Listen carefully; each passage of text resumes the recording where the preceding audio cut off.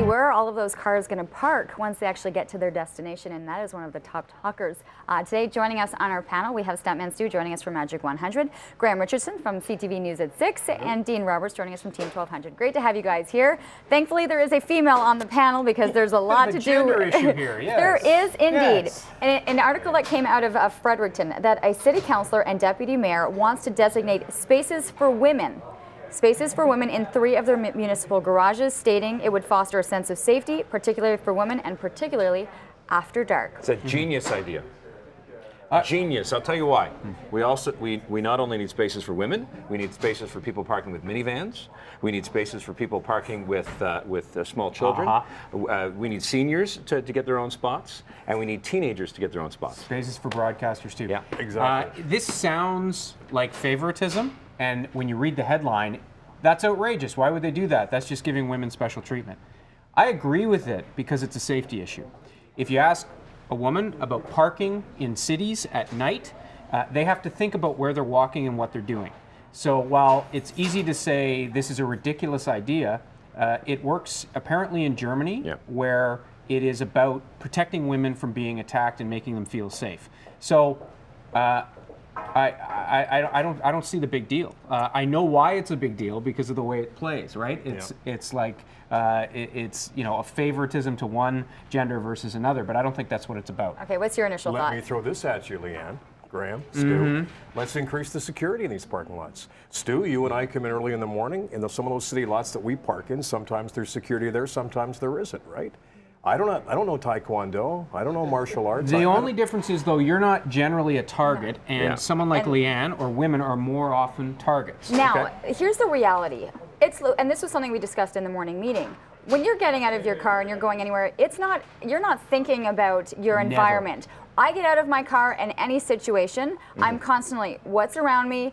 I look through, windows to see reflections. I am constantly aware of my surroundings, and that's something, that I'm sure none of you have experienced whenever you've gone anywhere. Are you okay with this as a woman? If you can park, go to Bayshore, and there's spots just for you, are you okay with that?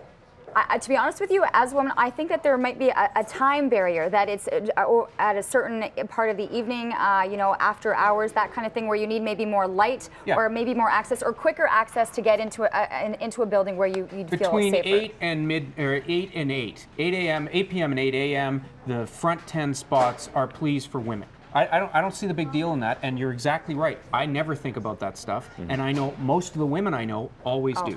Stu? No, you're in for it, eh? Totally in for it. So Connie's out, and and I'm worried when my wife gets out somewhere. I'm always telling her, if you get out of your car, call me. At least you have somebody to talk to. Oh yeah, I love that one, the fake phone call when you just pretend you're actually talking to somebody as you're walking. Really? Well, because it makes them, I always feel in a surrounding that at least you're connecting with someone to say, listen, something's going on. Refresh my memory. Didn't we have spots allocated for pregnant women at one time? We still do. We still do. And so there's expectant moms, and there's also family spots now when you pull into certain areas. So back to my original point, you're going to go into a parking lot at Loblaws or Sobeys, wherever, and you're going to have 15 different spots designated for people, and then everybody who's not in that, you park in the back.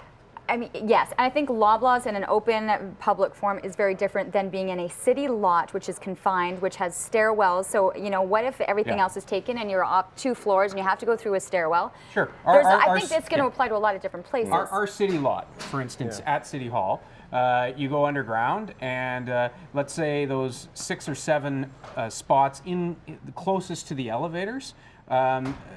I can see it's a reasonable proposition. I'm sure the city councilor is not going to do this, but these 5 spots are reserved for women during these hours. That's not favoritism, that's safety. I just think that's just common sense. And you talked about, adding additional lighting or making other security measures. Yeah, putting more security people in place. But that costs as money. a taxpayer, and it's being implemented, and it's going to say you've got another $2 on your taxes so that this happens. What's your reaction then? I'm okay with that. So are people actually complaining they were having to park too far away if we do this? Because I don't have a problem with that. I like to park far away in a grocery store, Stu, because I don't want my door rammed by somebody else's car. It's just people see it, they see the headline, and they say, what is this? What's next? That's the reaction to it, right? That is the reaction. And I think rightfully so, especially when it comes to parking, right? It's like these little issues that really drive people nuts. I agree.